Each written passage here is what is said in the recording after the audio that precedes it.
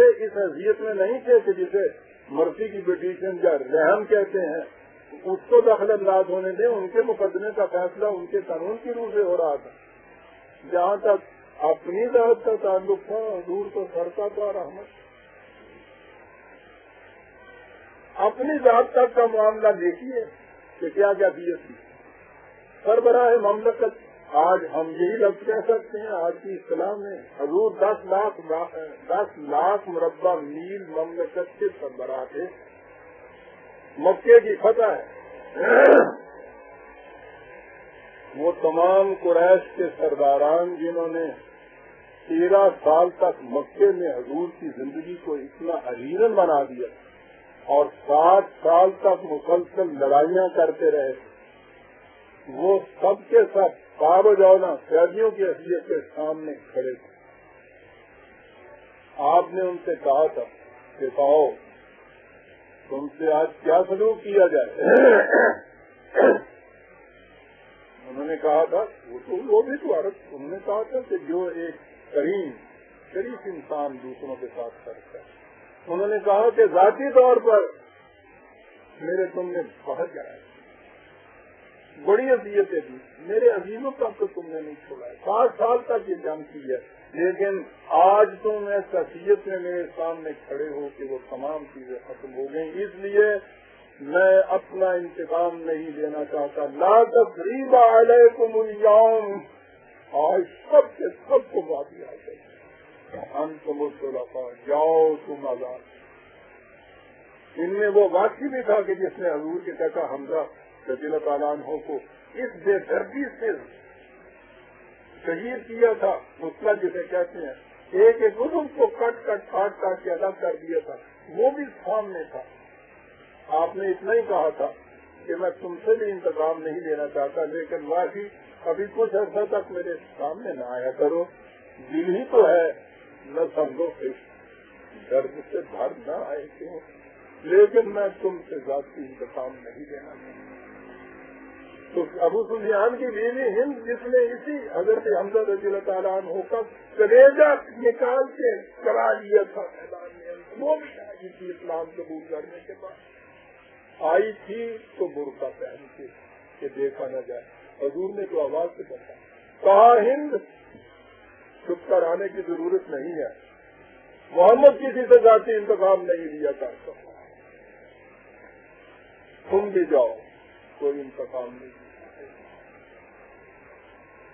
اور رحم کی تو کیفیت آپ کی یہ تھی کہ حیوانات سب کے لیے رحم کرتی. ایک شخص تو دیکھا گدھے کو لیے جا رہا ہے گدھے کے اوپر زخم تھا. آپ نے کہا کہ انسان کو زخم پہنچانے میں اور حیوان کو زخم پہنچانے میں کوئی فرق نہیں ہے. قانون کی روح سے میں تمہیں وہی سزا دوں گا جو ایک انسان کو زخم پہنچانے میں سزا دی جاتی ہے. اور ایک طرف آپ سے چیزیں جا رہے تھے کہ ایک طرف دیکھا کہ جھاڑی میں سے چڑیا کی چیوں چیوں کی آواز آ رہی ہے. آپ نے کہا کہ یہ چلچلا رہی ہے دکھ میں ہے تو فریاد کر رہی ہے. معلوم کیا کہ کسی ساتھیوں میں سے ہی کسی نے اس کے چھوٹے چھوٹے بچوں کو وہاں سے اٹھا لیا تھا. آپ نے معلوم کیا اور اس سے کہا تم نے بچوں کو چرا لیا. کہنے کا کیا خیال ہے تمہارا اگر تمہارے بچوں کو وہاں کر کے کوئی دے جائے تو تمہاری کیا حالت ہوگی. خود لے کے ان بچوں کو گاڑی کے اندر جا کے اٹھانا درجی کی یہ کیفیت ہے کہ ساری عمر کے مخالفین جو تھے میدان جنگ کہہ دیا کہ ان کو رحم کی کیفیت یہ ہے کہ چڑیا کی آہو بخار کے اوپر بھی دل نرم ہو جاتا ہے اور بچے باہر آتے ہیں. اس کے یہ معنی نہیں تھے کہ وہ یہودیہ کی لڑکی جو یہودی لڑکی کی آہو بخار سے آپ کا دل نہیں تو کی جاتا. ان کے قانون کے مطابق فیصلہ تھا. رحم کی یہ کیفیت تھی. اسی یہودی ہے خیبر کی یہودیہ نے ایک یہودی عورت نے خیبر میں ضیافت کی تھی ان کی اور اس نے زہر ملا کے دے دیا تھا. آپ سے بھی اس زہر کا اثر ہو گیا تھا اور ایک جو ساتھی تھے صحابی ان کی تو وہاں وفات ہی ہو گئی تھی اس زہر سے ہی. اس یہودیہ نے اقرار کر لیا تھا. آپ نے کہا کہ اگر یہودی قانون کے مطابق تو میرے سامنے آتی تو اس کی سزا قتل ہوتی لیکن میرے قانون میں جرم کی سزا کے ساتھ معافی اور رحمی میرے خدا نے رکھا ہوا ہے، اس لیے میں تم سے صرف قصاص کی سزا دیتا ہوں، خوب بہا دے دو اس کو، قتل کی سزا تمہیں نہیں دیتا۔ ذاتی جذبات اور قانون کا احترام،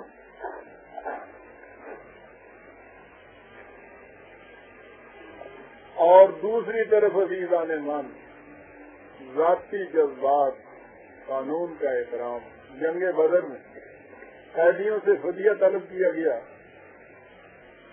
آپ کا داماد حضرت زینب رضی اللہ تعالیٰ عنہ جو سب سے بڑی بیٹی ہیں آپ کی، ان کا خاوند اس وقت تک مسلمان نہیں ہوا تھا، بلا وہ بھی قیدیوں میں سے فدیے کے لیے مانگا گیا کچھ چلاؤ، آخر محمد کی بیٹی تھی، 5 کا ایک ہار بھیج دیا، وہ ہار آیا اور جہاں اور اس کے دیے کی چیزیں پڑی ہوئی تھی اس کے اندر وہ ہار بھی تھا، ہار سامنے آیا اور گزشتہ واقعات پورے سینما کی فلم کی طرح آنکھوں کے سامنے آ گئے۔ یہ وہ ہار تھا جو حضور نبی اکرم صلی اللہ علیہ وسلم نے اپنی بڑی چہیتی دی حضرت خدیجہ رضی اللہ تعالیٰ عنہ کو شادی میں تو ختم دیا تھا۔ حضرت خدیجہ نے یہ ہار زینب کو اپنی بیٹی کو شادی کی الوداعی تقریب پر اس کے گلے میں پہنایا تھا حضور کے سامنے۔ وہ ہار جہاں سامنے تھا، ہار تو کانچ کا تھا، قیمت اس کی کیا ہوگی؟ وہ 4 سوکھے ہوئے تنکے یوں تو کیا تھے، مگر قفس میں آ ہی گئی یاد آج جانے کی، محبت اور محبت کے سارے جذبات ایک ایک کر کے دل کے اوپر۔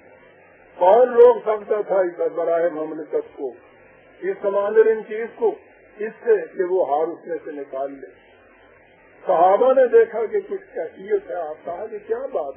کہنے کے بعد کچھ نہیں، اس ہار نے بہت سی یادیں تازہ کر دی۔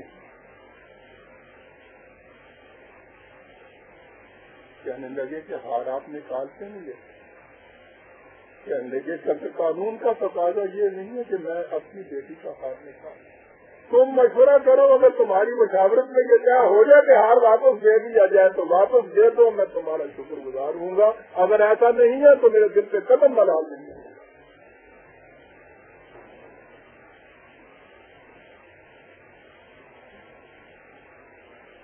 عدل اور قانون کی یہ کیفیت ہے۔